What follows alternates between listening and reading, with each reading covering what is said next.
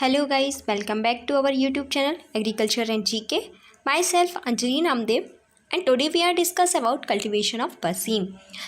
आज हम बरसीम क्रॉप जो कि एक फॉडर क्रॉप है उसके बारे में हम उसके कल्टीवेशन के बारे में पढ़ेंगे.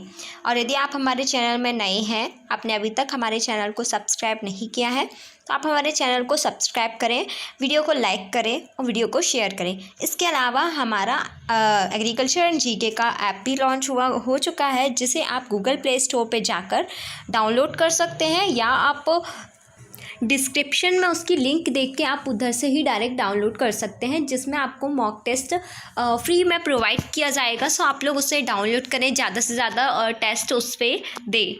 एंड यदि आप ICAR, JRF, ASRB, NET, SRF exams की प्रिपरेशन कर रहे हैं तो आप अपनी प्रिपरेशन को हमारे साथ स्टार्ट कर सकते हैं, जिसमें आपको कोर्स का प्राइस 1000 रुपीज़ दिया जाएगा. कंप्लीट सिलेबस आपको प्रोवाइड किया जाएगा, ई बुक दी जाएगी, आपको मॉक टेस्ट भी प्रोवाइड किए जाएंगे. सो यदि आप इंटरेस्टेड हैं तो दिए गए नंबर पे कांटेक्ट करें. तो हम स्टार्ट करेंगे कल्टीवेशन ऑफ बरसीम के बारे में. तो सबसे पहले तो हम बरसीम का कल्टीवेशन पढ़ेंगे. तो आपको तो पता है कल्टीवेशन पढ़ने के लिए हम सारा उसका बॉटेनिकल डिस्क्रिप्शन पढ़ेंगे, प्लस उसका क्लाइमेट रिक्वायरमेंट पढ़ेंगे, उसके बाद सॉइल रिक्वायरमेंट क्या क्या है उसके लिए. और आप सभी जानते हो कि बरसीम जो है वो क्या है, एक फॉडर क्रॉप है, as a fodder crop use की जाती है. ठीक है. इसके अलावा आप वैराइटीज़ पढ़ेंगे कि कौन सी वैरायटी ग्रो करनी चाहिए हम, है ना, किस वैरायटी को ग्रो कर सकते हैं, कौन सी ये किस चारे के लिए यूज़ हो, पशुओं के लिए कौन सी वैरायटी को यूज़ कर सकते हैं, और इसका कब कब ग्रो होती है ना, वीड मैनेजमेंट और ईल्ड की हम इसमें बात करेंगे. तो हम अभी स्टार्ट करते हैं बरसीम के बारे में. इसका जो बोटेनिकल नेम है वो होता है ट्राइफोलियम अलेक्जेंड्रिनम. उसके बाद हम फैमिली, तो ये जो है वो ये लेग्यूमिनेसी फैमिली, आप उसको बोल सकते हो फैबेसी फैमिली, है ना, पैपिलियोनेसी फैमिली. इस फैमिली से ये बिलोंग करता है कौन, बरसीम. और बरसीम का जो ओरिजिन है वो इजिप्ट में माना जाता है. ठीक है. तो इससे ज़्यादा तो क्वेश्चन नहीं आते हैं, बट थोड़े एक आध दो क्वेश्चन इससे भी पूछा जाता है, तो आप पढ़ लीजिएगा इसको अच्छे से. ट्राइफोलियम अलेक्जेंड्रिनम इसका बोटेनिकल नेम है, लेग्यूमिनेसी इसकी फैमिली है, प्लस ओरिजिन यदि पूछे तो इसका जो ओरिजिन है वो इजिप्ट में है. बरसीम जो है ट्राइफोलियम अलेक्जेंड्रिनम जिसका बोटेनिकल नेम है, ये एक एनुअल लेग्यूमिनस क्रॉप है, फॉडर क्रॉप है.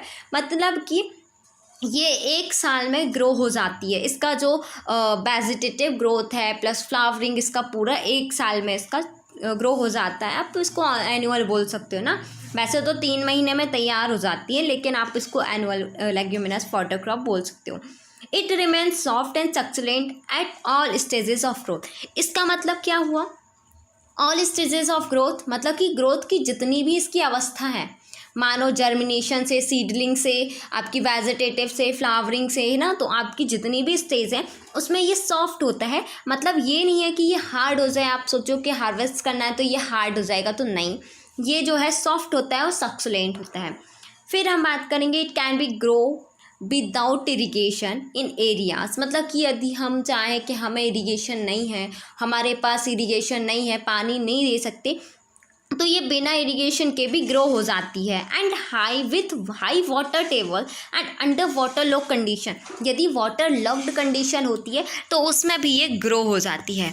बरसीम इज़ अ लो स्रवी. तो हमें पता है कि जो ये बरसीम क्रॉप है वो लो स्रवी होती है. आपको देखिए इसको बोलते हैं लो स्रवी, मतलब कि ज़्यादा इसकी वेजिटेटिव ग्रोथ ज़्यादा लंबी नहीं होती है, छोटा ही इसका प्लांट होता है. जैसे कि आप इस फील्ड को देख रहे हो, इस पर आपको समझ में आ रहा है कि ये क्या है, लो स्रबी है. मतलब कि आप जो ये इसकी जो हाइट है वो ज़्यादा नहीं जाती है. ठीक है. इसकी ज़्यादा हाइट नहीं जाएगी. इसकी हाइट जो है 60 से 90 सेंटीमीटर बस जाती है. ठीक है. लीव्स जो होंगी इसकी लीव्स होती हैं वो स्मॉल होती हैं, मतलब कि छोटी छोटी होती हैं, राउंडेड शेप में होती हैं.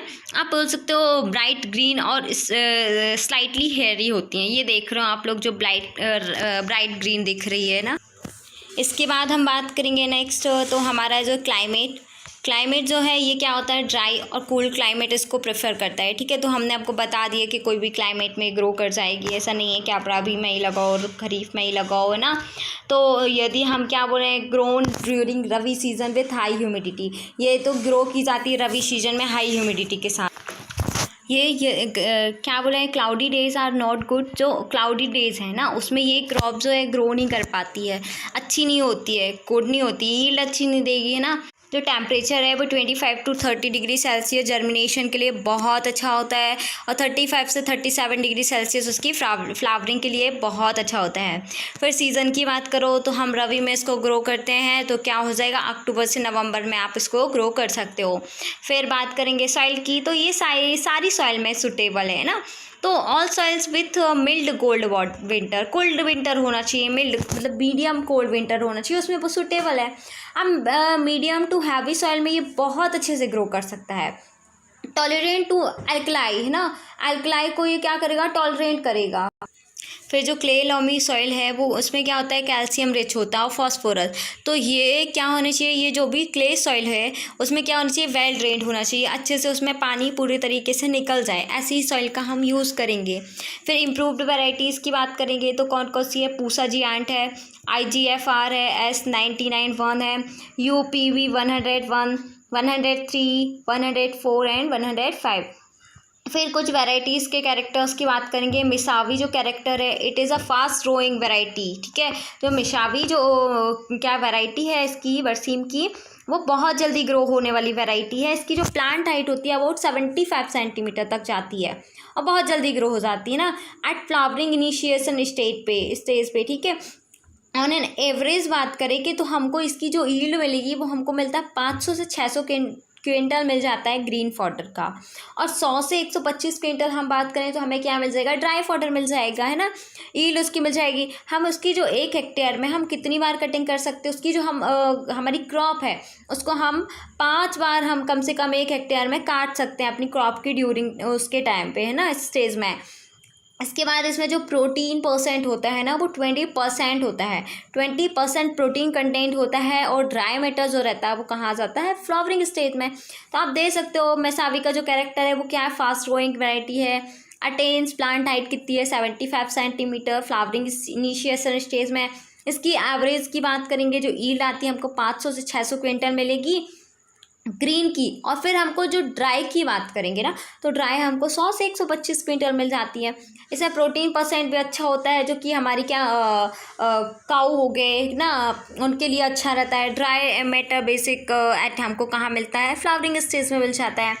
फिर एक वैरायटी हमारी है BL1, है ना, this is long duration variety. ये थोड़ा लॉन्ग ड्यूरेशन है। जो हमने मिशाबी पढ़ी थी वो अर्ली मैच्योरिंग वैरायटी थी, तो ये ज़्यादा जल्दी पक जाती है, लेकिन इसको टाइम लगता है compare to the commonly grown variety मिसावी। उसके बाद because of this one additional cutting में be obtain from this variety by the end of June. और हम क्या करते हैं, इसकी यदि हमको कटिंग करना पड़ता है तो जून के एंड में हम इसकी कटिंग करते हैं। लेकिन जो इसकी एवरेज यील्ड है ना वो हमको 600 क्विंटल जो रहती है हमको ग्रीन फॉडर की। और यदि बात करेंगे कि ड्राई मैटर की जो यील्ड है वो 130 क्विंटल पर हेक्टेयर हमको इसकी मिलती है। फिर बात करेंगे BL22, तो ये एक लॉन्ग ड्यूरेशन वैरायटी है जो कि additional cut during June. It gives an average green fodder and dry matter yields of 750 and 135 quintal per hectare. तो ये भी समझ में आया होगा। तो इससे अच्छा क्या है, ये आपकी जो मिसाबी वैरायटी है वो अर्ली ग्रोइंग है। फिर इसकी BL1 है वो लॉन्ग ड्यूरेशन वैरायटी है, और जबकि ये जो BL22 है वो भी लॉन्ग ड्यूरेशन वैरायटी है। फिर जो नेक्स्ट है फील्ड प्रिपरेशन, है ना, तो ये क्या होता है, fine and smooth seed bed free from clots. तो हमको क्या करनी चाहिए, जो फील्ड तैयार कर रहे हैं तो क्या होना चाहिए, बिल्कुल क्लॉट्स मतलब क्या होते हैं, जो बड़े बड़े ढेले रहते हैं ना, हम लोग जब टिलेस करते हैं तो उसके साथ क्या हो जाते हैं, वो ऊपर नीचे होते हैं तो सॉइल क्या हो जाती है, उसके ढेले बन जाते हैं। तो उसको ढेले नहीं होना चाहिए, ढेले से फ्री होना चाहिए, है ना। फ्री टर्माइट्स एंड आंट्स, तो उनमें क्या होना चाहिए, कोई दीमक नहीं लगा होना चाहिए, कोई आंट्स नहीं हो, मतलब इंसेक्ट फ्री होना चाहिए, हम ऐसे भी बोल सकते हैं। The land should be well tilled levelled and should be free from weeds. उसमें कोई बीट्स का खतरा नहीं हो। यदि बीट होगा तो फिर तो क्रॉप को ग्रो ही नहीं करने देगा। तो जो फील्ड है should be free from weeds, है ना। सीड रेट की बात करेंगे तो सीड रेट जो है वो 20 से 25 किलोग्राम पर हेक्टेयर हम इसको देते हैं सोइंग के लिए। उसके बाद स्पेसिंग जो रखते हैं हम लोग 25 सेंटीमीटर ड्रिलिंग में हम रख देते हैं प्लांट में, ठीक है। उसके बाद सोइंग की बात करें, अब हमने बोला रबी सीज़न में करती तो अक्टूबर में हम इसकी, अक्टूबर से नवंबर में इसकी सोइंग कर देंगे। सोइंग मेथड कैसे करेंगे, या हम लाइन सोइंग कर दें या हम ब्रॉडकास्टिंग से कर दें, ठीक है। उसके बाद since seeds are small in size mix with mustard and सोन, हम क्या करेंगे, यदि हमको सीड जो है इसका वो स्मॉल साइज में है तो हम क्या करेंगे, मस्टर्ड के साथ इसको क्या कर सकते हैं, मिक्स करके लगा दें। सोइंग मेथड की बात करेंगे, फ्लडेड फील्ड्स में कर सकते हैं, ड्राई फील्ड्स में कर सकते हैं, as relay cropping in rice field में, कि हम रिले क्रॉपिंग के थ्रू इन राइस फील्ड में भी इसको हम बरसीम को ग्रो कर सकते हैं, ठीक है। सीड ट्रीटमेंट, अब हमको क्या करेंगे, सीड सोइंग के पहले हम सीड को ट्रीटमेंट कर देंगे, तो बाय राइजोबियम ट्राइफोलियम कल्चर, और इससे क्या किससे करेंगे हम, राइजोबियम ट्राइफोलियम कल्चर। इसमें एक पॉइंट नोट कर लेना, इस पर ऐड नहीं है तो आप इसको नोट ज़रूर करें कि जो किंग ऑफ फॉडर क्रॉप है ना, किंग ऑफ फॉडर क्रॉप किसे बोला जाता है, बरसीम को बोला जाता है। King of fodder crop is known as berseem, ठीक है, ओके। और उसके बाद न्यूट्रिएंट मैनेजमेंट की बात करेंगे तो ऑर्गेनिक मैन्योर्स हुआ है वो 15 to 20 टन्स देते हैं पर हेक्टेयर में, ठीक है। जो response well to phosphorus 20-40 kilogram हम इसको देते हैं, NPK को मॉलिब्डेनम हम देते हैं 1 किलोग्राम पर हेक्टेयर में। जो वीट है वो फ्री कंडीशन में अप टू 25 डेज़ में रहते हैं, लेकिन हम क्या कर देते हैं, 2 से 3 क्या कर देते हैं, हैंड वीडिंग दे देते हैं ना, वीट को निकाल देते हैं 21 दिन 21 days after sowing and after 35 to 40 day after sowing. So आपका ये था क्या, वीट मैनेजमेंट। फिर हम बात करेंगे वाटर मैनेजमेंट की।